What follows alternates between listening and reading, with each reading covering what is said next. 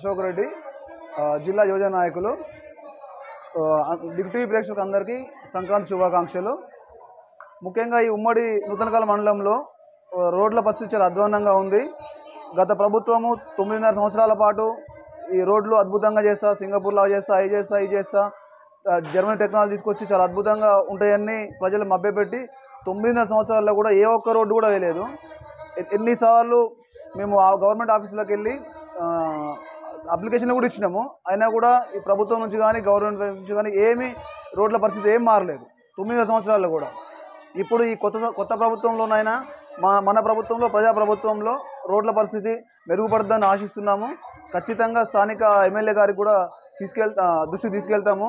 ఖచ్చితంగా ఈ మన కాంగ్రెస్ ప్రభుత్వంలో ప్రజాప్రభుత్వంలో ఈ రోడ్ల పరిస్థితితో పాటు ప్రజలందరికీ కూడా అన్ని లబ్ధులు చేకూరుతాయని ఆశిస్తున్నాము.